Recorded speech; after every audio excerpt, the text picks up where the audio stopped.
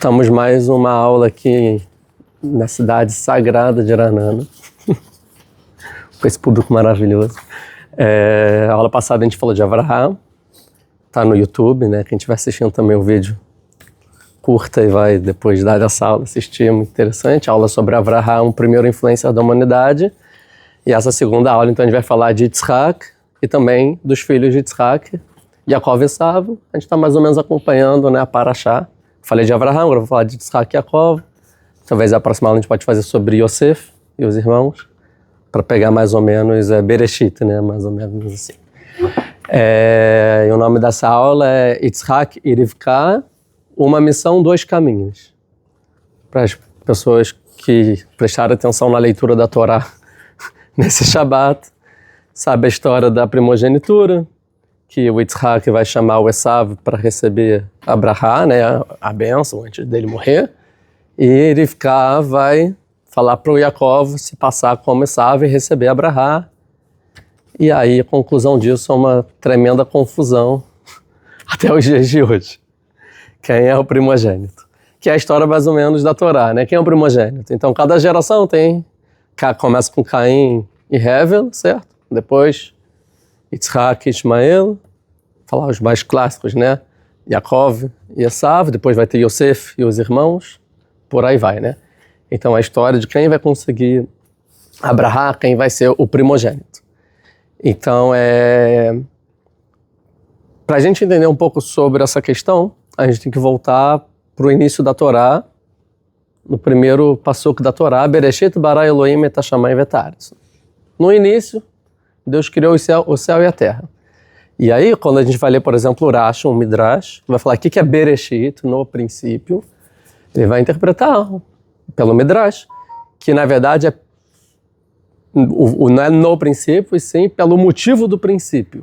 O que é o motivo do princípio? Ele vai falar que o mundo tem Bereshit, dois princípios, que é o povo de Israel e a Torá. Então, que Deus criou o mundo por Israel e pela Torá. Em outras palavras, para o povo de Israel estudar e aplicar a Torá no mundo que ele está criando. Aí, quem hoje é o povo de Israel, o judeu, fala, pô, né, Deus criou a Torá, o mundo para mim. Isso nos dá responsabilidade pelo que a gente faz no mundo. Isso é uma questão. Mas isso é vendo aos nossos olhos, ou seja, sobre o passado. Ou seja, eu sou o povo de Israel, então eu tenho minha responsabilidade. Agora, isso aqui, já existe o povo de Israel, já existiu os patriarcas, já existiu Avraham, Yitzhak e Yaakov. Eles já tomaram as decisões deles, né? E por aí foram abençoados por Deus. Mas e antes de existir Avraham, Yitzhak e Yaakov? Certo? Como era antes? Então, a gente pode dizer o seguinte: Deus tinha um projeto ao criar o mundo. Esse projeto é que tem que ter um povo, o povo de Israel. Então, Israel como conceito. E esse povo de Israel, em algum momento, vai receber a Torá. A Torá que até então não tinha sido entregue, porque a Torá só vai ser entregue no Monte Sinai, ou seja, até depois de existir esse povo. E depois de um tempo, esse povo, com essa Torá, vai conseguir concretizar no mundo o plano, o objetivo que Deus criou o mundo, que até hoje, a princípio, não aconteceu. Então, existem três momentos. Um é a criação do povo de Israel, o segundo, o recebimento da Torá, e o terceiro é a concretização do objetivo da criação do mundo, que até agora a gente está caminhando, né, nesse caminho, que a gente pode chamar, sei lá, época messiânica, né, Mashiach, Mota Mashiach, Olam Habá, mundo vindouro. Agora não importa exatamente trazer qual é o objetivo. Mas para isso precisa nascer um povo, tá? Agora, a gente pode entender que obrigatoriamente, então, tinha que ter Avraham, Yitzhak e Yaakov, e assim, né, em algum momento ia aparecer esses personagens, que aí ia formar o povo de Israel. Mas não necessariamente, porque esse conceito, talvez, tinha muitas formas dele acontecer. Ou seja, o povo de Israel não foi o povo de Israel que é hoje pelo destino. E sim, claro que existe a responsabilidade e o mérito dos personagens que fizeram ser o povo de Israel. Ou seja, Avraham não foi escolhido porque ele nasceu estrelinha Avraham. Avraham, já nasci estrelinha, eu sou o povo de Israel. Não, ele foi o povo de Israel porque ele mereceu que da descendência dele viesse o povo de Israel, ou seja, pelas escolhas de Avraham. Podia ter outra pessoa no mundo que, pelas escolhas dele, ia sair esse projeto Israel. E de Abraham a mesma coisa. Não foi que Yitzhak já nasceu pronto. Poderia ser outro. Yaakov poderia ser outro. E por aí vai. Ou seja, na verdade, pode ter pessoas aqui que têm um objetivo muito importante para o mundo e pelas escolhas dele não vai ser ele. E tem outras pessoas que vão pegar esse papel no mundo. Ou seja, na verdade, existe o livre-arbítrio, que é uma crença judaica total. E, na verdade, é a escolha do indivíduo que vai fazer ele contribuir para o objetivo da criação de Deus ou não. Certo? Então, basicamente isso. Então, na verdade, eu sou povo de Israel, eu sou estrelinha. Não, ninguém é estrelinha. Você tem uma responsabilidade. E se você aplicar a sua vida no caminho que Deus quer, pode ser que você vai contribuir para fazer aquilo que você deve fazer. Então, isso que a gente vai ver em Bereshit. Em cada etapa, qual é a etapa? Primeiro tem Abraham, depois de Abraham vai ter a etapa dos filhos de Abraham, Yitzhak. Depois vai ter a etapa dos filhos de Yitzhak, né, que é Yaakov e Esav. Cada etapa vai ter uma concorrência, vamos dizer assim, para ver quem vai pegar aquele posto. Ou seja, quem vai ficar com a primogenitura. E até antes, Caim e Abel, quem ficou? Nenhum dos dois, né? Shet. Depois tem Noah, podia ser qualquer outra pessoa. Foi Noah, a gente falou um pouco isso da aula passada. Depois tem os filhos de Noah, tem 3 filhos. Quem vai ser? Shem. Aí, por aí vai, de geração a geração. Abraham, a mesma coisa, podia ter sido o irmão dele, Nahor. Aí foi Abraham. Abraham, a mesma coisa. Quem disse que é o Yitzhak que vai ser o descendente de Abraham? Até porque nem tinha nascido o Yitzhak, certo? A princípio, no início da história, quando você apresenta Lech Lechá, a primeira paraxá de Abraham, parece que quem vai ser o descendente dele, que vai carregar o legado dele? O Lot. Certo? Que ele sai com Sará e Lot. Você pensa, é o Lot. Acontece que o Lot toma decisões erradas. Ele vai morar em Sodoma. A gente falou isso na aula passada, certo? Então não é Lot. Aí você pensa, então quem vai ser? Eliezer, então. O maior aluno dele, né? O maior servo dele e tal, o fiel escudeiro lá. Então é Eliezer, certo? Tanto que ele fala para Deus, eu sou estéril, eu não tenho filhos, e o Damasek, ou seja, o Eliezer vai ser o meu herdeiro. O Abraham acreditava nisso, certo? Aí Deus falou, não, você vai ter um filho, Ismael. Aí você fala, então não é Eliezer, então vai ser Ismael. Ismael vai. Mas Ismael também, talvez, vai, ou a mãe de Ismael, vão tomar decisões erradas, até que Deus vai falar, não, de Sará você vai ter um filho, e nasce Yitzhak. Então, esse é o dilema de Abraham, eu tenho Ismael e eu tenho Yitzhak. Quem é aqui o primogênito? Ismael nasceu primeiro, então ele é o primogênito ou vai ser Yitzhak, que é de Sará? Fica nesse dilema. A tal ponto, por exemplo, o próprio Rashi vai trazer um midrash, né, que quando Deus vai falar para sacrificar o Yitzhak, que é data Yitzhak, vai Omer, Karnait bincha et echidecha, asher ahavta et Yitzhak, velech lecha la'aretz Moriah, ve'aleu lesham leolá, alechad earim asher omar eleia. Deus vai falar, pega, por favor, o seu filho, o seu único, o seu filho especial, o que você ama, o Yitzhak.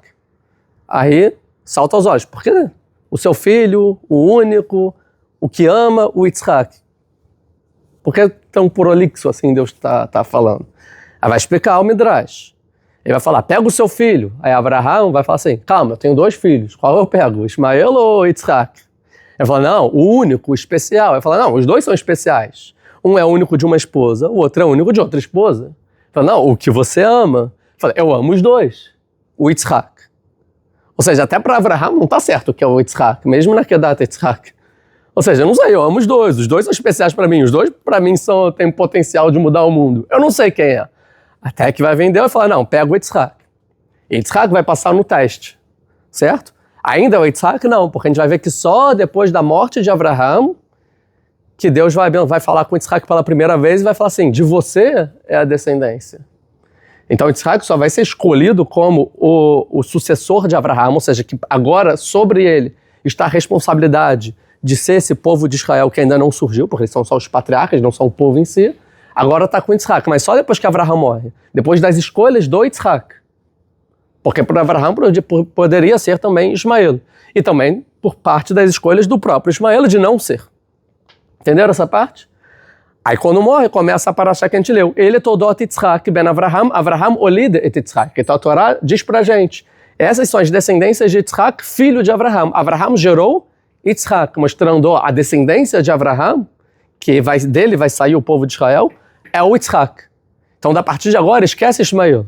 É na história de Yitzhak e das descendências de Yitzhak que esse povo de Israel vai nascer. Essa é a questão. Então, toda a esperança do mundo, todo o objetivo do mundo agora está numa pessoa só, Yitzhak. E dele ele vai ter um filho, que dele vai nascer talvez a salvação para o mundo inteiro. Legal. Ele casa com Rivka, né, Rebeca, e aí acontece uma questão, eles não, igual Abraham, eles não conseguem ter filhos, por 20 anos. 20 anos eles não têm filhos, e fica tipo, então, o projeto aqui está suspenso. Abraham, quando a Sará falou, Abraham, não está rolando e tal, pega lá a Agar, a sua serva lá egípcia, e vai ter um filho com ela para nascer esse Israel, aí vai nascer o Ismael, certo? Mas Yitzhak e Rivka não fazem isso. O Yitzhak vai falar, não, é com você, e eu vou com você até o fim. Mas depois de 20 anos sem ter filhos, não está acontecendo, né? Não está indo.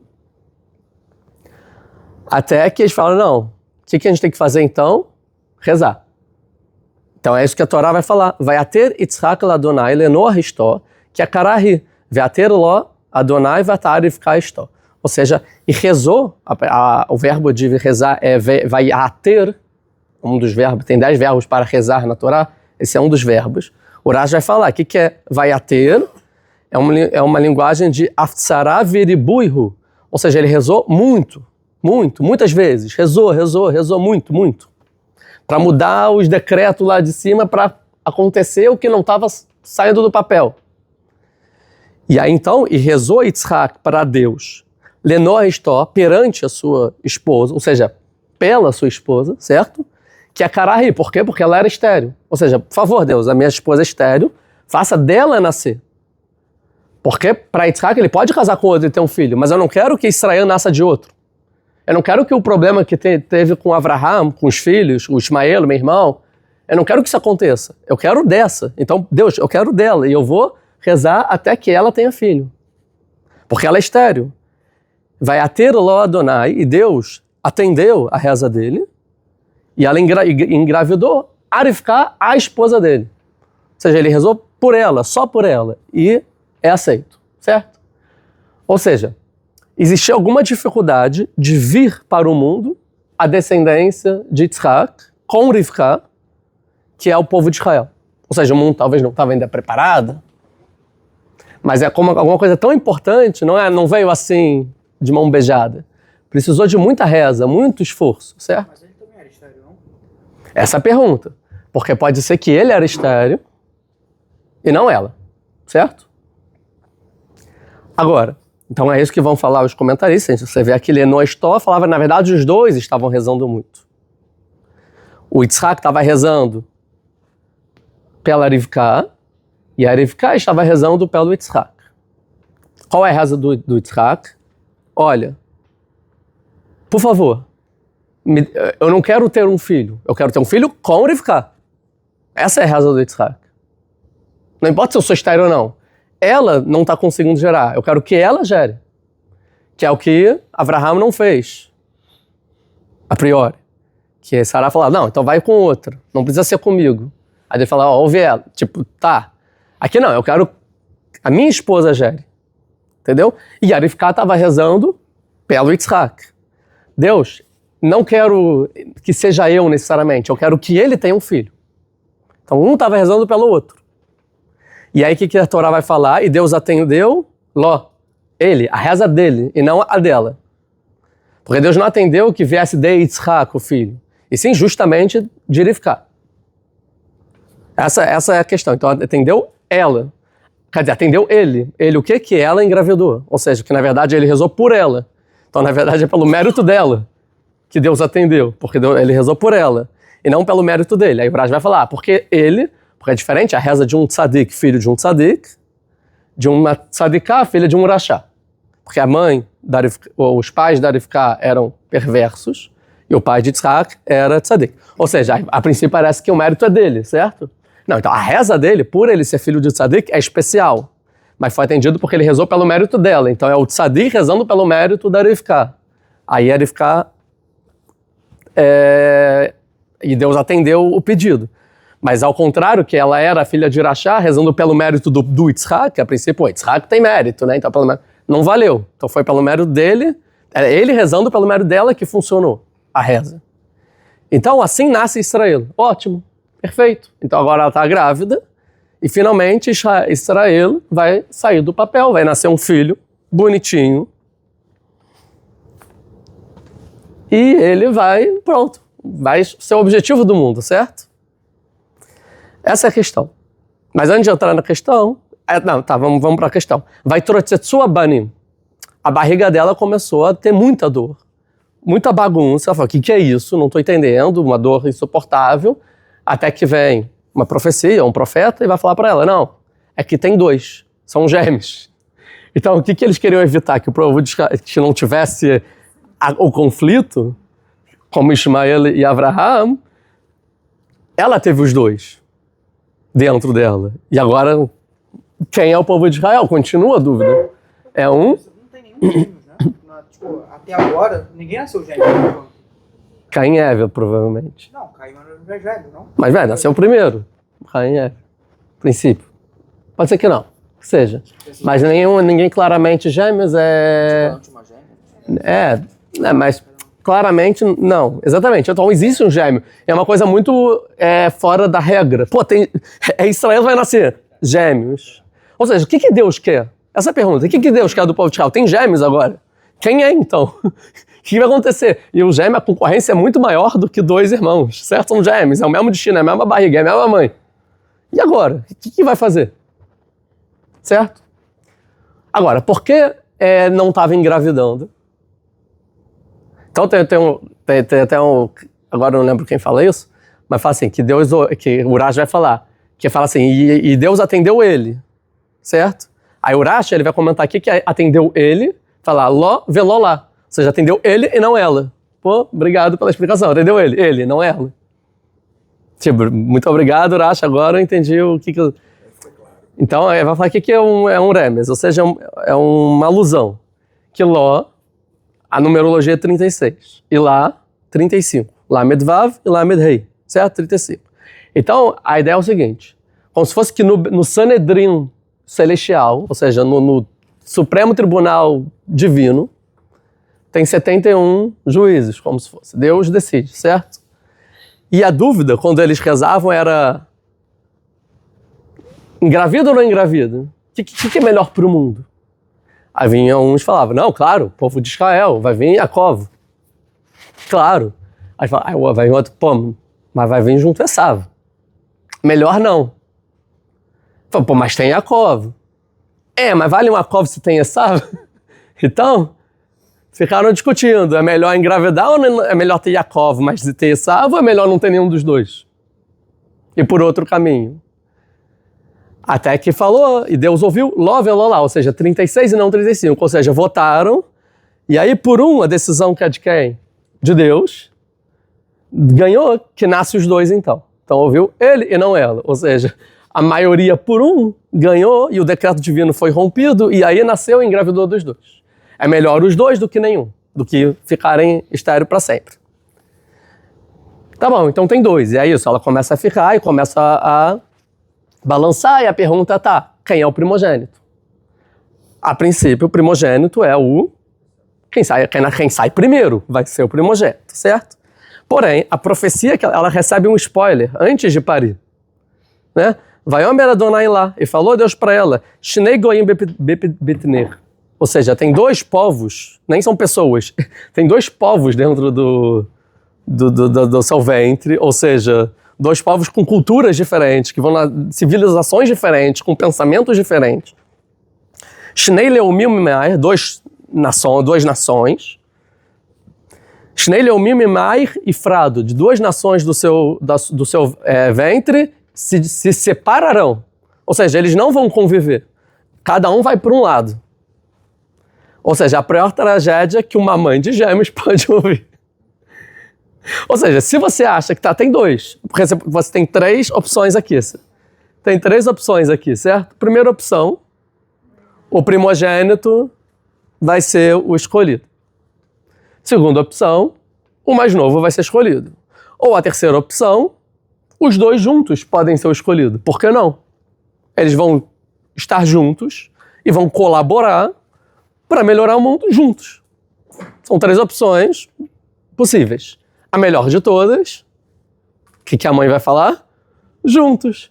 Só que a profecia é que 2 povos do seu ventre, desde o seu ventre, se separarão. Não existe a possibilidade de juntar forças, esses filhos. O leão e a metz. E o povo com o povo brigará, vão guerras infinitas por gerações, esses 2 filhos. Verav e Avod sair. Mas no final, o maior servirá ao menor, ao mais jovem. Então ela já tem um spoiler de toda a história, que o primogênito vai ser o menor, que é o menos plausível. O mais plausível é o maior, certo? O menor vai ser o primogênito. Então ela já sabe de tudo. Yitzhak não tem essa profecia. Yitzhak não está sabendo disso. Então, para ela, antes de nascer, ela já sabe. Vai ser Yaakov, que vai ser o segundo que vai nascer. O Yitzhak vai ser o Esav, o mais velho. Ou os 2 juntos, que seja. Nascem os 2. Aí vai contar, né, que um, né, deixa eu ver se não trouxe aqui, mas um vai sair peludo, né, vai chamar Esav, o outro no calcanhar Yaakov, tá bom? Até que a Torá vai contar o seguinte: vai gdelu anearim, e cresceram os jovens, vai Esav ish yodei atzayid ishsadeh, Yaakov ishtam yoshev alim, e cresceram as crianças, os jovens, e foi que o Esav era um homem que sabia caçar, um homem do campo, e Yaakov era um homem ingênuo, ou íntegro, uma coisa assim, e Yoshev Ohalim, que sentava em tendas. Querendo dizer que cada um tinha uma personalidade, umas características diferentes um do outro, totalmente diferentes, certo? Agora, o que aí cresceram os Nearim, os jovens? Vai falar o seguinte, Urash. Kol zman shehayu ktanim. Todo momento que eles ainda eram crianças, pequenos, certo? Lo hayau nekarim bemaserem. Eles não eram reconhecidos pelos seus atos. O que isso quer dizer? Que você via os 2 gêmeos, mesmo eles eram aparentemente diferentes, né? Não eram iguais, parecidos, mas falava, são 2 crianças iguais, tipo, com a mesma educação, entendeu? Na escola. Sim, o Yaakov, o Esav. Não é que, o Esav é mau, o Yaakov é muito bom. Não, são 2 crianças parecidas, com a mesma educação, se comportam mais ou menos igual. Você não conseguia identificar uma diferenciação de comportamento das 2 crianças. E ninguém conseguia entender qual é a personalidade exatamente de um e de outro. Já que eles fizeram 13 anos, ou seja, o Bar Mitzvah, e agora não são mais crianças, agora tem a autonomia de cada um de fazer suas próprias escolhas. Zé Perez lebeitem midrashot, um foi para a casa de estudo, Vezé Perez levou da Zará, e outro para a idolatria. Então, depois que eles fizeram um Bar Mitzvah, que agora eles têm a responsabilidade sobre ações deles, que eles têm já a puberdade, a adolescência, né, de querer sair dos colos dos pais, que é Yitzhak, e Abraham, o avô, tá vivo lá. Né? E aí vem o momento de rebeldia, cada um vai escolher exatamente o que ele gosta, né? Qual é a personalidade dele. E aí a gente vai entender que, a partir dos 13 anos, o Esav, ele vai ser uma pessoa Yodei Atzai Dishsadeh, um homem do campo, que sabe caçar, e o outro, um homem íntegro, que estuda. Se a gente for entender, então, qual é a característica de Esav e qual é a característica de Yaakov. Mas antes de entender as características, entender uma coisa muito clara. Esav, por ir caçar, não é uma pessoa ruim. Pensa, ele fez 13 anos. É um jovem bom, ele só tem determinadas características. E Yaakov também. Não é que ele olha que tzadik, o Yaakov. Não, é uma pessoa que vai estudar. Ou seja, os dois estão ótimos, cada um com as suas características. Mas são características diferentes. O Esav, ele sabe caçar, e o Yaakov sabe estudar. Então, se você for entender qual a característica de cada um, por exemplo, o Rashi vai interpretar o seguinte. O que é sabe caçar? Latsud veleramot etaviv. Ele sabia caçar e enganar o pai com a sua boca. Ou seja, ele dominava as palavras. Ele é um bom orador, manipulador, ele caçava, conseguia os objetivos dele. Isso é o Rashi, é o Midrash. Mas assim, o literal, ele sabia caçar um homem do campo. Ou seja, o que é o homem do campo? O que é o campo aqui? O campo não é ficava pulando no bosque, não é isso. É um homem que agia, certo? Se dê peolá, a gente fala aqui em hebraico. É o campo de ação, é onde trabalha. Homem da mão na massa, que vai trabalhar, que vai pro campo, vai caçar, vai fazer o que tem que fazer. E o Yaakov é Yoshev ali, e Tam. Ou seja, não é da ação. O Yaakov não vai agir. O Yaakov, ele vai sentar e vai estudar. Ou seja, um foi para estivar. Ou seja, o que ele fez da vida até agora? Estudou. Mas o que ele faz no dia a dia na casa? Ajuda? Não. Ele fica estudando lá na mesa dele, no mundo dele, estudando. O que o estudo dele contribui para a humanidade? Por enquanto nada, ele está estudando. Então ele é estudioso, tá bom, deixa lá estudar. O Esav vai para o campo, precisa de tal coisa, vai lá e faz, traz comida para casa, certo? Vai lá caçar, traz, pai, trouxe aqui comida. Tanto que daqui a pouco vai dizer que Yitzhak amou Esav porque colocava comida na sua boca. Ou seja, era imagina antigamente, é o filho que vai herdar o trabalho, o ofício do pai. Ou seja, que vai lá trabalhar no final, quem é o sucessor? É esse aqui, que ajuda na casa, é o primogênito. O Yaakov ele está estudando, que no futuro vai poder contribuir para a humanidade. Mas aqui em casa o Esav é o meu braço direito. Tanto que nesse versículo, vai Esav ish yodei atzaid, ish sadeh. Ish não é pessoa na Torá, ish é uma pessoa renomada, certo? Uma pessoa de renome. Tem 2 ish para Esav. Esav é uma pessoa muito capacitada. Yaakov está Yoshev alim, só tem um ish. Ele é capacitado, porque é no estudo. Mas Esav é o cara, ou seja, ele é bom na ação, em aplicar, em agir, é mais material, né, em caçar, e sabe falar, sabe persuadir, consegue, né, os objetivos dele. Como se fosse um bom político hoje em dia, certo? Pode ser pro bem, pode ser pro mal, ele pode usar isso pro bem, mas se usar pro bem, são muito boas essas características. Porque ele pode mudar o mundo, transformar o mundo na prática, certo? Não só na teoria. Um é da prática, o outro da teoria. Um é da ação, o outro é dos estudos. E Yaakov era íntegro. O que é íntegro? Falou Rashi aqui. Ele não sabia nada disso, né? Não era especialista em nada disso, em manipular, em persuadir, em falar, em conversar. Que ele o coração era como, mas era íntegro, ou seja, o que ele falava, o que ele pensava, falava e tal. Mishei no Harif, Leramot, Karuitam. E aquela pessoa que não tem a capacidade, Harif, ele não é afiado em enganar, é o Tam, é íntegro, mas é íntegro um pouco para também ingênuo, sabe? Que tá bom.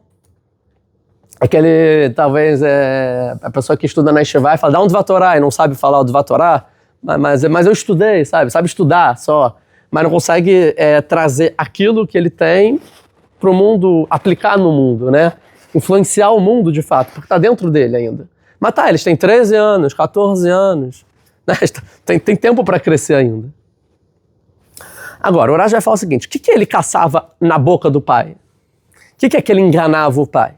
Falou Rashi, ele perguntava para o pai perguntas, ou seja, quando o pai Yitzhak ensina a Torá para os filhos, o Yaakov é aquele que ouvia, entendia, tá, tudo bem.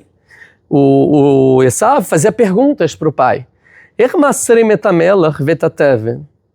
Ou seja, eu estava estudando leis sobre dízimo. Dízimo, trabalham, tem que dar um dízimo, né, para o pobre, para o órfão, para o templo, o que seja, tem que dar o dízimo, certo? 10%. Então tudo que você trabalha, 10% você tem que dar para algo importante. Qual o objetivo do dízimo? Você pega uma coisa que é material, puramente material, e você santifica aquilo, né? Você dando o dízimo, você como se fosse que todos os outros 90% não é só material, não é algo superficial. Você dá um objetivo, né? Alguma coisa sagrada, alguma coisa importante para aquele dinheiro, né? Você, 10% eu reconheço que é de Deus. Então agora tudo faz sentido. Como se fosse que você conserta o mundo material que você trabalha, com o dízimo você conserta o mundo, né? Com os 10%. E aí a pergunta do Esav era a seguinte, pai,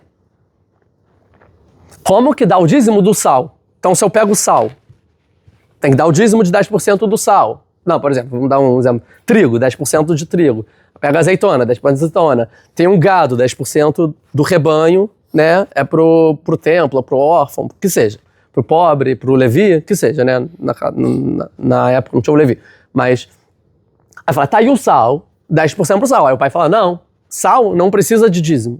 Aí falava a teve aqui, ó, a palha, o feno. Não, palha, feno não precisa de dízimo.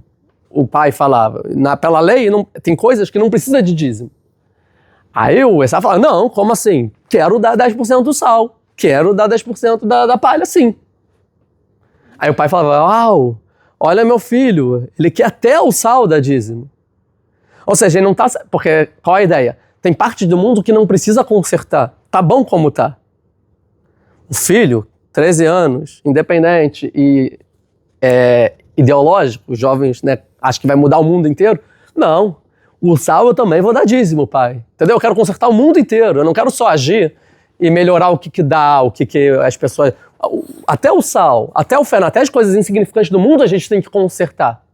Aí o pai ficava deslumbrado, falava, caraca, esse vai ser o próximo que vai trazer o povo de Israel para o mundo. Ótimo. E ficava feliz. Mas aí o Urash vai falar que aqui ele caçava com as bocas, porque sabia que o pai ia gostar. É uma forma de entender. Outra forma de entender é que não. Pode ser que o Esaú realmente acreditava no que estava falando. Ele queria consertar o mundo inteiro. E por que não? Ele é o homem da ação, do campo, que ia caçar. Quer caçar? Vou lá, perseguir os meus objetivos e transformar o mundo no que dá. Esaú é das palavras de Asui, ou seja, de alassot, de fazer, de aplicar, de ação. Eu quero consertar o mundo inteiro. E o Yaakov é assim, tá, dízimo não precisa, isso precisa, essa é a lei, vou estudar e vou entender melhor o que tem que ser feito. Então, de outras palavras, um era da ação, o outro era do estudo. Um era material, o outro era espiritual, certo? Um poderia ser um mega político influenciado que ia mudar a humanidade toda pro bem, e o outro pode ser um mega professor, certo? Ou professor que estuda para quê? Se capacitar como professor. Qual o objetivo do professor? Ensinar o que ele estudou para quem aplica, pro Esaú, certo? Então aqui a gente tem um povo de Israel perfeito que está para nascer. Um age e o outro instrui. Então, se Yaakov, que estudava e detinha o conhecimento e era íntegro, chegasse para o Esaú e falasse assim, eu sei que você vai caçar, mas quando você sai de casa, sai do estudo e vai caçar, não é o mundo do estudo, é o mundo da vida real. E na vida real, é muito mais difícil do que você estuda. Aplicar é muito mais difícil do que a teoria. A prática é muito mais difícil da teoria. Na selva, é muito difícil. E muito fácil você consegue acabar saindo do caminho, se influenciar para o mal. Então no final você vai lá para melhorar o mundo e no final o mundo que te estraga. Igual as pessoas que acham que entrou na política e se corrompeu. É muito difícil. Então você precisa de mim do seu lado. Então eu, Yaakov, vou estar com você nesse momento difícil para te dar instrução, para que você consiga lidar com essa situação e sair vitorioso e assim vamos transformar o mundo e melhorar, consertar o mundo inteiro. Por exemplo, não foca no sal e na palha. Foca no resto. Então, o plano de Deus é esse. Por isso que nasceu dois. É o povo de Israel. Yaakov ensinando Esaú e Esaú agindo. E aí é o mundo perfeito. A questão é que a gente sabe que os dois não vão se relacionar. E essa é a tragédia. A tragédia é essa, porque enquanto Esaú está indo para o campo querendo mudar mais do que ele precisava, Yaakov estava sentado na tenda e estudando, mas não estava com Esaú. Não estava ajudando Esaú. Então Esaú foi entregue à própria sorte para fazer a coisa mais difícil e sozinho. E Esaú tentou e Yaakov estudou. Né? Aí depois vai acontecer uma situação que vai mudar a história inteira. Qual é a situação? Vai Azed Yaakov Nazid. E Yaakov estava cozinhando uma sopa de lentilhas vermelhas. Desculpa. Vai avó Esaú Menassadeh. e chegou Esav do campo. Veu Yaef. E ele estava o quê? Cansado. Então, um estava cozinhando e o outro chega cansado. Vaiomer Esav el Yaakov. E aqui é o primeiro diálogo que a Torá vai trazer entre Esav e Yaakov. E falou Esav para o Yaakov: Alitene na minadom adom azé? Me alimente, por favor, ou agora, me alimente agora desse vermelho aí, disso que é vermelho aí, que Yaef anoi, porque eu estou cansado. Aliken karash moedom. Entre parênteses, por isso, o nome dele vai ser chamado de Edom. Vamos esquecer a parte que ele vai ser chamado de Edom, o povo dele vai ser Edom, né? Mas a primeira discussão é, então me alimenta aí desse Adom Azé, desse vermelho aí. A gente sabe que o Yaakov vai responder, tudo bem, mas você vende a primogenitura? Aí vai falar, pra quê a primogenitura? Eu vou morrer mesmo? E vendeu e desprezou a primogenitura pela sopa de lentilha. Que não é nada, certo? Uma coisa muito importante por nada. Tem duas perguntas aqui que tem que ser feitas. Para mim, a pergunta mais importante da paraxá inteira.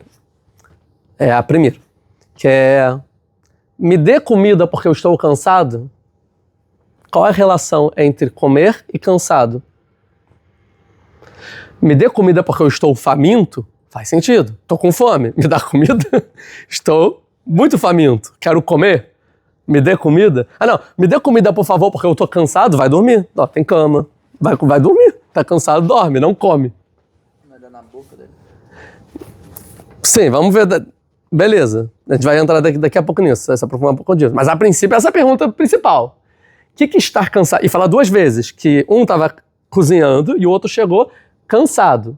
Aí depois, me dá aqui a comida, ela repete. Ele fala, porque eu estou cansado. Aí o Yaakov, se eu fosse Yaakov, o que tem a mesma coisa com o outro? Me dá comida, tudo bem. Porque eu estou cansado. Ah, sim, mas aí para isso, aí o Yaakov vai falar, precisa vender a primogenitura. Tipo assim, foi muito longe, né? Calma, é só uma comida. Dá o biscoito pro irmão, qual o problema, sabe? E não é uma comida, uau, salmão defumado. Não é sopa de lentilha. Mas ele nunca pediu comida pra Yaakov. Quem disse? Não sei. Ele caçava, porque ele não caça, então. Ele não caçava? Ele não chegou da caça, não estava com comida nas costas? Tem que cozinhar ainda, cara. Ele não caça. Ah, então tem que cozinhar. Então esse é o problema, ele não queria cozinhar. Você já cozinhou, então... E eu vou fazer outra pergunta. Que é judeu, para ganhar dinheiro. Pode ser. Ou então assim, Yaakov... Vamos lá, Yaakov e Esav não tinham dezenas, centenas de servos que poderiam cozinhar para eles? Né? Yitzhak era muito rico, Abraham precisa... Então essa é a segunda pergunta. Por que Yaakov está cozinhando? O que Yaakov está cozinhando? Por quê? Você acha que Yaakov fazia a própria comida? Ele não ficava estudando? Né? Imagina a criança, o filho, 12, 13, 14, 15 anos, que só estuda. Você acha que ele vai estar cozinhando uma sopa de lentilha se tem quem cozinhe para ele? Então são duas perguntas. Uma, por que Yaakov está cozinhando? E por que o Esav quer comer a comida da Yaakov se ele está cansado? Por que ele está cansado? Pelo motivo de cansaço. Essas são as duas perguntas principais aqui, que definem a história inteira da humanidade. E por que isso é relevante? Para a Torá trazer o primeiro diálogo, pelo menos, que a Torá vai contar para a gente, um dos únicos, né? Entre Yaakov e Esav, mas depois que vai ter mais o diálogo, que é quando Parashá vai lá, quando Yaakov está retornando, depois de 22 anos, tal. Então,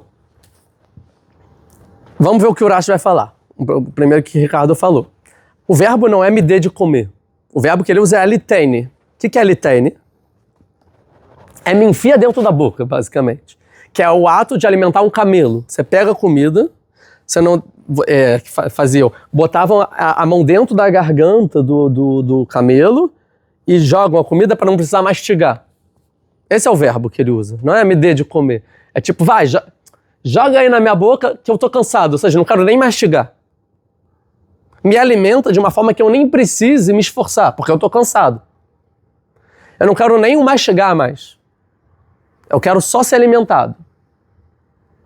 Então, quem fala, essa sopa de... lentilha... Não, esse vermelho aí. Não importa o que é. Tá fazendo... Só joga... Só, né? Me nutre. Então, essa é a primeira coisa. A segunda, que o Rashi vai falar, Minadom Adomazé. Aí vai falar, são Adashim Adumot, que esse vermelho, o que é? São lentilhas vermelhas.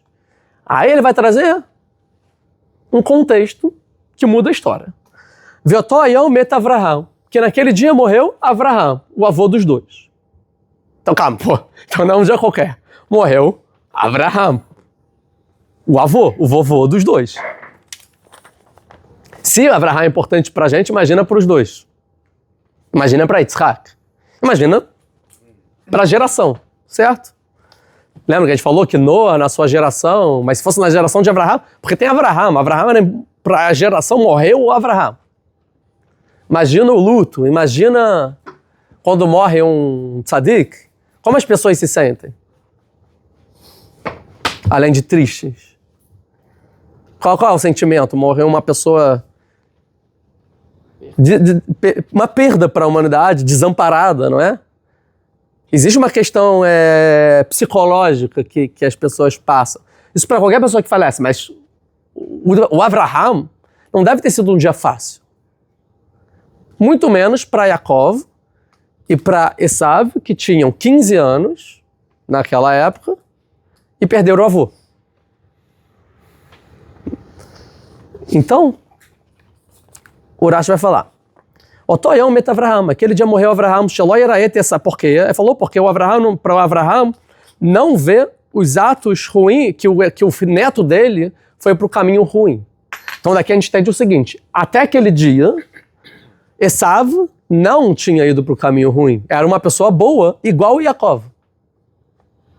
Da partir desse dia, é uma mudança de chave para o Esav, que da partir de então ele vai para o caminho ruim. No dia que Yaakov, depois que Avraham morre, ele vai para o caminho ruim. Até Avraham morrer, Yaakov nunca pecou. Não, mas então as coisas que a gente fala antes não são verdades. Por exemplo, o Rashi fala que ele... Então o Rashi está interpretando... O pós. Como se fosse julgando antes o que na verdade você só vai entender posteriormente. Mas então, dando mais credibilidade ao que eu falei antes, que quando ele perguntava para o Yitzhak sobre o sal, não era para iludir o pai, e sim porque ele acreditava naquilo que ele estava falando. E Yitzhak, ele não foi iludido pelo filho. Ele acreditava no potencial do filho, ele via o bom do filho quando ele fazia a pergunta. Pode ser que uma coisa ele no caminho ruim com 12 anos, 13 anos, acho que com 15 anos. Então, pode ser que ele já era muito. Isso, mas até 13 anos não tinha diferença, cada um não foi pro seu caminho. Então o caminho, esse de caçador, não começou a partir dos 13 anos. Não é que no dia 13 anos mais um, ele era o caçador. Ou seja, é uma coisa que demora um tempo, você aperfeiçoar, ou seja, com 13 anos começou e aqui a gente tá com 15, então são só 2 aninhos. Então ele virou um homem que sabe caçar, não com 13 anos é alguma coisa. Já com os 15 anos, então ele estava num processo dos 13 aos 15 anos, que por 15 anos é aquilo que você vai pro mundo externo e acaba esquecendo da yeshiva, acaba esquecendo da família, acontece uma questão que abala psicologicamente, aí ele chuta o balde. E a gente está no dia do chute do balde, essa é a questão. Esse dia, esse evento, é o chute do balde. Quando ele chuta o balde, o Esav? Quando Avraham morre. A morte do Avraham é o Esav vai chutar o balde. Não antes. Ele era tzadik igual Yaakov antes. Ele não era tzadik. Yaakov também ainda não era tzadik. Ele tem 15 anos. Entendeu? Ele vai ser tzadik. Ou seja, a gente vai entender que da mesma forma que o Esav vai chutar o balde, o Yaakov, a partir desse dia, vai começar a tomar uma decisão na vida. Que vai, através dessa decisão, vai encaminhar ele a ser o Yaakov que a gente conhece hoje. A gente vai ver daqui a pouco. Então o Rashi vai falar, naquele dia, morreu Avraham. Cadê? E aí ele vai perguntar assim, e por que lentilhas? Por que raiz é uma lentilha vermelha? Aí vai falar, Shedome legalgal, porque parece com um ciclo, porque é redonda. Shavelut galgel vechoser baolam. Ou seja, ele fazia a lentilha não para comer, mas para consolar ou o pai, ou a geração inteira. A lentilha que ele fazia era um consolo, que era um simbolismo à vida. A vida é assim, as pessoas morrem, é normal, é humano. Não é por isso que a gente tem que perder a esperança. Vamos lidar com isso. É um ciclo da vida. Vamos aprender e melhorar.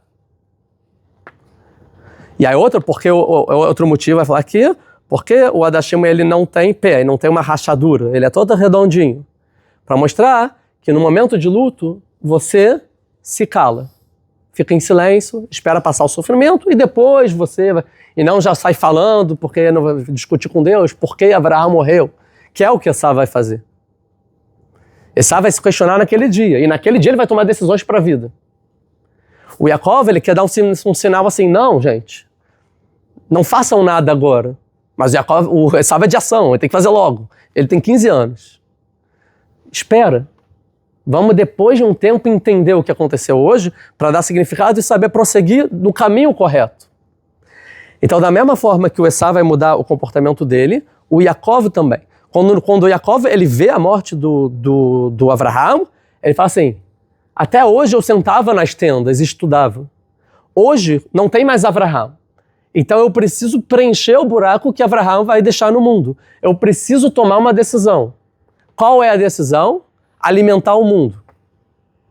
Alimentar o próximo. Mas não só um alimento físico. É um alimento que simboliza também o espiritual. Como a humanidade deve se comportar. Então ele começa a aplicar o estudo dele na prática. E não é que o primeiro passo de um tzadik, de uma pessoa que quer fazer uma coisa bem no mundo, não é alimentar alguém fisicamente.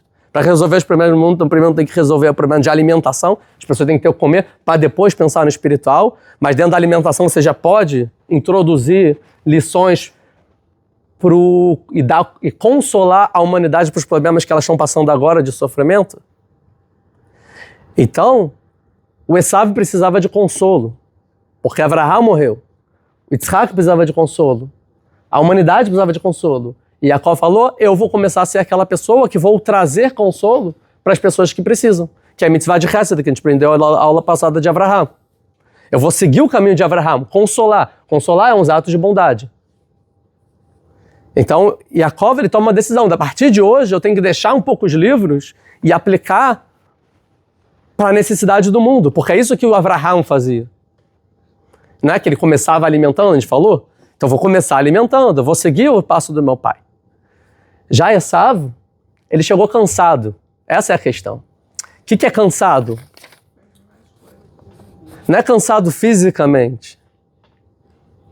É espiritualmente. É psicologicamente. Aqui, o Midrash. O Bereshit Rabbah vai falar o seguinte. Amarlo, falou o Esaú para o Yaakov. Por que você está cozinhando? O que aconteceu? Qual o motivo? Ele entendeu que tem um significado. Por que você está fazendo isso? Amarlo, shemet otozaken. Porque morreu o ancião, morreu o nosso avô. Então chegou do campo, porque morreu Avraham. Um baque. Amar, falou Esaú, Beotozaken pagami datadim. No nosso avô, no nosso vovô, veio a justiça sobre ele? Ou seja, em outras palavras, Avraham morre?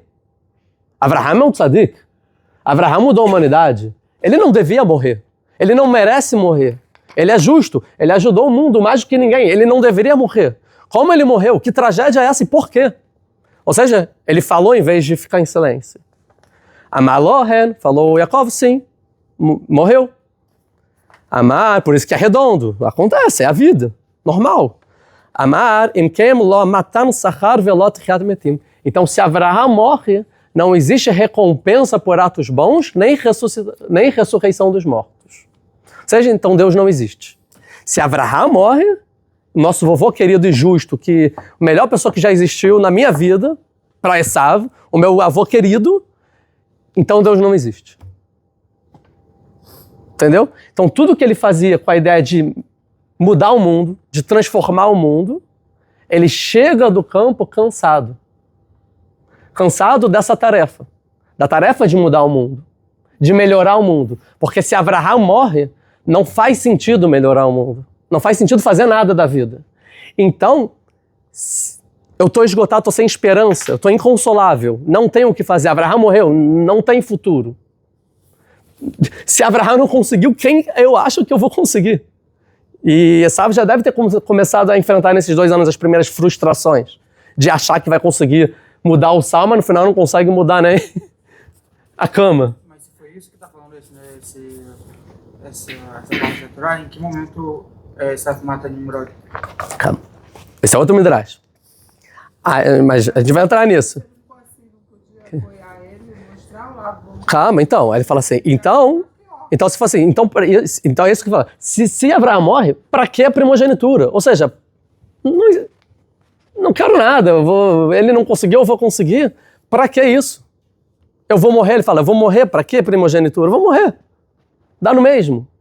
Então me dá, porque quando a pessoa está desesperançosa e não tem mais objetivo e motivação para viver, a coisa que era o motivo dele até então, o que ele vai fazer? O que a pessoa faz?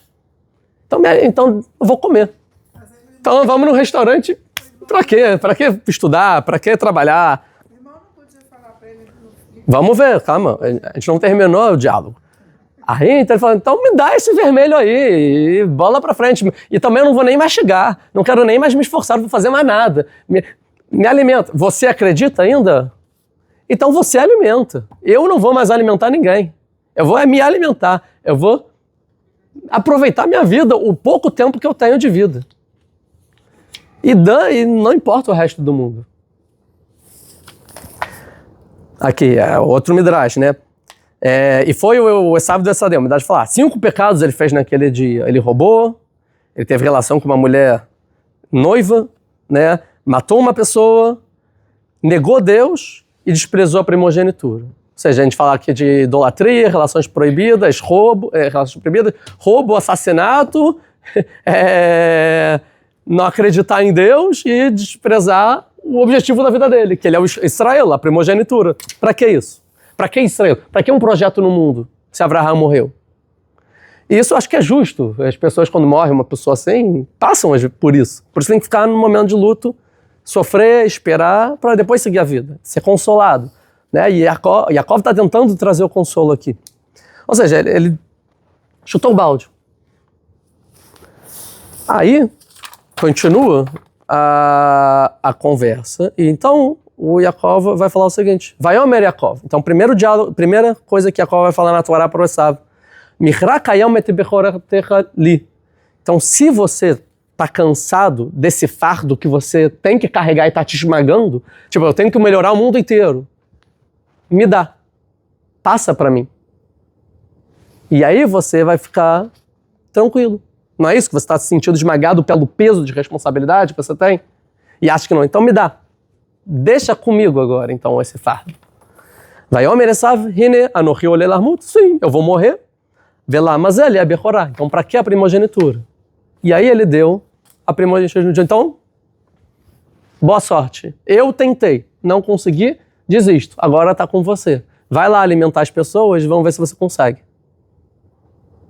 Então, da partir de agora, o Yaakov tem a responsabilidade de ser o povo de Israel, de mudar o mundo, de transformar o mundo. Mas agora ele está sozinho, não tem mais Esav. Isso quer dizer, para que Yaakov consiga mudar o mundo, ele precisa ser Yaakov e Esav. Ele precisa adquirir as características de Esav, que ele não tem, e aperfeiçoar as suas próprias.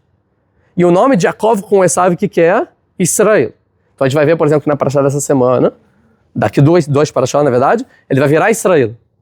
Ele só vai virar Israel quando ele matar o anjo do Esav, ganhar do anjo de Esav, certo? Ele vai passar por várias questões na vida que ele vai ter que o quê? Vai para casa de Lavan, que se comporta como Esav. Ele vai ter que trabalhar, e não ficar estudando, vai trabalhar sem suado. Vai casar com a esposa dele e com a esposa que seria do Esav. Vai ter família, vai ter que construir família. Vai lidar com o trabalho o tempo inteiro, pasto, tal, tem que virar o homem do campo. A pessoa que vai ficar leramado, vai ficar enganando ele não pode cair, né? Tem que saber manipular, conversar, falar. 4 esposas. Depois ele vai fugir de Lavan, ser perseguido. Ele vai ter que fazer muitas coisas até que ele vai merecer o nome de Israel. Para ser Israel, você vai ter que ser, é o que Abraham que o Yitzhak vai falar. Akol kol Yaakov, ve'adai medei Esav. Que interessante essa pessoa que eu não sei exatamente quem está na minha frente porque eu estou cego. Mas eu vejo que a voz, o espiritual, é de Yaakov, mas as mãos são de Esav. Para essa pessoa vale a pena dar a primogenitura, dar Abraham. Eu não sei quem é, mas uma pessoa assim é o Israel perfeito, é os dois juntos. Então vamos se encaminhar para o fim. O Yaakov, ele aprendeu, quando Avraham morre, ele toma essa decisão. Ótimo. Agora, com quem ele aprende, o que acontece para ele aprender, é isso que eu tenho que fazer, para ele também sair do conforto dele e tomar essa decisão. O que move ele a falar, não, é isso que eu tenho que fazer e vou. Não é só a morte de Avraham. É o quê? Então tem mais um Midrash, tem mais uma parte da Torá que vai falar desse dia, do dia da morte de Avraham, que é da Parashá Hayesará, que Avraham morre. O que acontece no dia da morte de Avraham de importante? Quem sabe? O quê? Exatamente. Coloca a voz. Ele é meio Avraham, ele é meio Shnei Hayei Avraham, esses são os dias da vida de Avraham, Asher Hai, que ele viveu, Me'at Shana Veshivim Shana Vechamesh Shanim, 175 dias. Vaigvá Vayamot Avraham, e morreu Avraham, Beseivá Tová, com uma velhice boa, porque Esav ainda não tinha ido para o lado ruim, Zaken, idoso, Vesevá, e satisfeito, Veasef Elamav, e morreu e se juntou ao seu povo. Vaikberu Otó Yitzhak ve Ishmael, enterrou ele, Yitzhak e Ishmael, Banav, seus filhos. Ele Me'arat Marpelá, na caverna da Marpelá, ele Sadeh Efron ben Tzorcha Chiti Asharat Pnei Mamre, lá na caverna da Marpelá. E aí, enterraram eles Yitzhak e Ishmael. Como tinha que estar escrito? Ishmael e Yitzhak. O mais velho não é Ishmael? O segundo é Yitzhak. Então, Ishmael e Yitzhak. A honra naquela época era muito importante. Mas não, está escrito Yitzhak e Ishmael. Por quê? Vai falar Urash. Mikan, daqui, Shassai Ishmael Tshuvah. A gente aprende que Ishmael fez Tshuvah, se arrependeu. Veolich et Yitzhak lefanav, e deixou Yitzhak ir na frente dele. Falou, não, você é o primogênito, o Yitzhak. Vai lá e nós dois juntos vamos enterrar Avraham. Quem estava no enterro observando? Não, Esav estava no campo. Yaakov, Yitzhak e as outras pessoas. Esav chegou do campo e soube. O que aconteceu? Avraham morreu. Porque tá, ele faz a seudá como a mitzvah de dar o ovo para o enlutado é depois do enterro. Então isso é depois do enterro. E Yaakov estava olhando e falou, que interessante, o titio Ishmael se arrependeu. Ele entendeu que o primogênito é o mais novo. É o Yitzhak no final das contas, pelo mérito de Avraham. Até hoje, eu não estava ensinando Esav, porque eu achei que Esav puxou Ishmael, ele não tem o que fazer. Não tem mais o que fazer. Mas hoje eu entendo que tem esperança. Ishmael fez Tshuvah, e se Ishmael fez Tshuvah, quem pode fazer Tshuvah? Esav. Se Esav pode fazer Tshuvah, e por que Ishmael fez Tshuvah? Pelos atos do meu pai durante a vida. Não vou dar agora para explicar exatamente o que Yitzhak faz.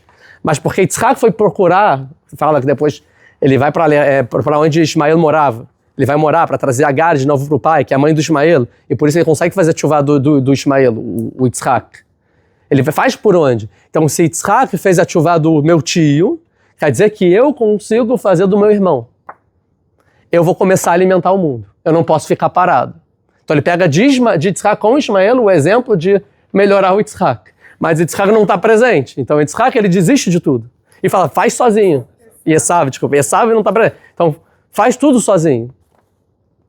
Tanto que a gente vai falar aqui que qual era o pecado do Ishmael. Aí vai ter a discussão. Um fala que fazia idolatria, outro relações proibidas, o outro matava. Não são os pecados que o Esav vai começar a fazer?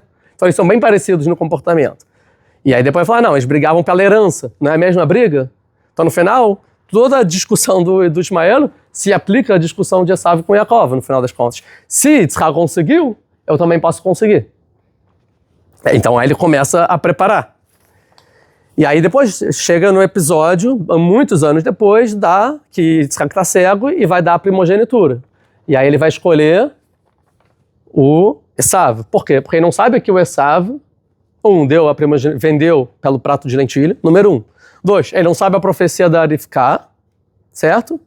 Número 3, ele acredita no potencial do Esav. E número 4, ele entende que não é à toa que a esposa dele engravidou de gêmeos. Que ele entende que os gêmeos têm que viver juntos para dar certo. Então a única forma de eu conseguir que exista esse projeto Israel na próxima geração é Esav junto com Yaakov. Que eu acredito no Esav e eu acredito no Yaakov. E acredito nos dois juntos.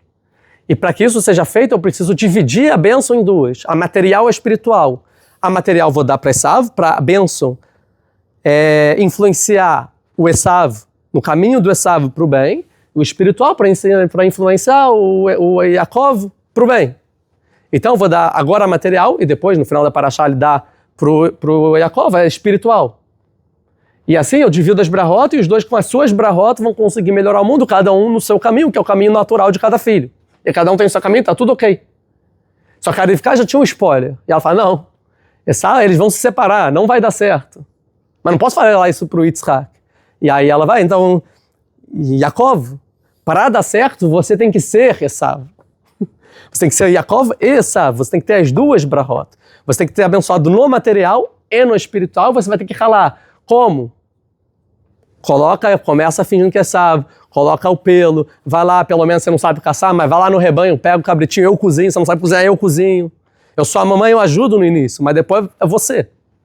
No final ele vai fugir, vai ter que viver sozinho. E aí o mundo vai fazer ele virar conseguir as características de Esav para conseguir virar Israel. Certo? Então essa é a ideia.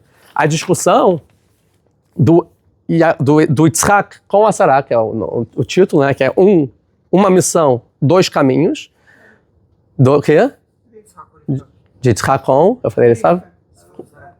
Com Sarah, desculpa, com Rivka. Exatamente, não é uma questão superficial de conhecer os filhos. É de que é Israel. E o Yitzhak, ele entende que Israel é só Yaakov mais Esav. Sem isso não tem Israel. Ele fica falando, não, Esav escolheu ir para o caminho ruim. Então tira ele da equação e a gente vai ter que resolver que Israel seja só Yaakov. É um plano B. Então Israel é o Yaakov. Até porque quando eu estava grávida eu tive essa profecia. Então é o Yaakov. E o Esav ele só vai poder participar se ele servir ao Yaakov. Se for um secundário que vai ajudar Yaakov, mas ele é um ajudante. E não tão principal quanto. No final, o plano vai ser o que vai na realidade, quem é? O plano de Rivka, que vai vingar. E porque é o plano de Rivka, a vida do Yaakov vai ser muito mais difícil. E do povo de Israel, até os dias de hoje, muito mais difícil. Porque a gente tem que preencher o papel do Esav também. Em outras palavras, o papel de Roma também. E não precisava ser assim. Então o Yitzhak, não é que ele errou.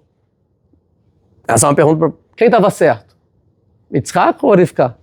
Uma pergunta interessante. Ela não pode contar para ele, porque eu não entendi até agora. Ela não contou. Talvez ela que teve, porque o Yitzhak não teve a profecia. Ela entendeu, talvez, que é para mim. Não sei. Pode ser que isso já é uma como se fala isso? Fugi a palavra. Suposição minha, exatamente. Mas a princípio, mesmo se contou, o Yitzhak não concordava, então. O Yitzhak não entendia, não. São os dois juntos. Eu vou acreditar nos meus dois filhos. Eu amo. O que eu amo? Eu vejo o potencial no Esav. Eu sei que é para ser Esav. No final das contas, para o mundo concretizar, tem que ter essas duas forças no mundo. Certo? E não está certo hoje em dia se é só do povo de Israel que precisa para o mundo estar melhor. Talvez precisa da força do Esav. Até porque os sábios vão falar. O Rabi Akiva vem de Esav. Rabi Meir Balanese vem de Esav. Hillel Zaken. Não é Hillel Zaken, não, desculpa. Shmaya e Avtalion vem de Esav. Ou seja, várias pessoas muito importantes vieram, se converteram de Esav para entrar dentro do povo de Israel e assim fazer o povo de Israel, Onkelos, né, por exemplo, ser o povo de Israel, que é a força que precisa, né? No final das contas, para o mundo chegar, precisa dessas duas forças. Então não é só o estudo da Torá. É estudo da Torá, mas tem que aplicar isso na realidade. Não é só estudar, também tem que trabalhar, também precisa ter exército, também precisa ter país, também precisa ter política, também precisa ter agricultura, tecnologia, certo? Só assim você muda o mundo, só assim você concretiza o que o povo de Israel deve fazer para o mundo melhorar. Não é só ficar estudando, parado, sentado, e aí espiritualmente as coisas acontecem. Isso é Yaakov. Yaakov, muito bom. Mas cadê as mãos do Esav? O Yaakov precisa aprender a ser Esav, mas com a voz de Yaakov, né? Mas da forma correta, sem ir para o lado errado, no final das contas. E aí, então, você junta o material e o espiritual, a teoria e a prática, e você consegue, de fato, alimentar o mundo. Não só espiritualmente, mas também materialmente. O material ser espiritual, ou seja, ensinar a humanidade, consolar a humanidade, e assim para a humanidade realmente chegar no concerto total dela, né? De que a gente espera como a época messiânica. E tudo isso já estava dentro do Yitzhak, no final das contas. Que Yitzhak representa os dois. Porque Deus ouviu a reza dele. Porque de Yitzhak vem esse potencial. Abraham herdou para Yitzhak. Yitzhak já era isso, para a gente finalizar a aula. Quando vai falar do nascimento de Yitzhak, por que Yitzhak? Yitzhak é aquele que vai fazer o mundo rir, sorrir, né? Vai fazer o mundo sorrir. Sair da desesperança, sair do desapontamento, do sofrimento, o inconsolável. Quem faz isso? É a força de Yitzhak. O mundo vai rir no futuro, né? No futuro ele vai rir. Quando, por exemplo, tem a festa, quando Yitzhak nasce, Vatomer Sarah, Tzahak Asali Elohim. Deus me fez um riso, uma alegria, uma pessoa estéril, ele me fez rir novamente. Kol Shomei Yitzhak Li. E todos que vão me ouvir rirão comigo, né? Rirão comigo. O objetivo do Yitzhak é fazer o mundo rir. E aí, esse é o objetivo do povo de Israel, fazer o mundo rir, trazer consolo para o mundo. E Yaakov, na lentilha, começa a consolar o mundo. Mas ele só consegue consolar na prática quando ele também aplicar o que o Esav deveria fazer, mas Esav escolheu sair. Então, se Esav escolheu sair e deu o fardo para Yaakov, falou, então me dá também o seu fardo. Então, Yaakov passa por um caminho muito mais difícil e ele tem que ser os dois, que só assim, então, vai conseguir chegar na perfeição. E eu acho que hoje em dia a gente está perto. Ainda tem um caminhozinho para chegar, mas nunca estivemos tão próximos. Muito obrigado. Até a próxima aula.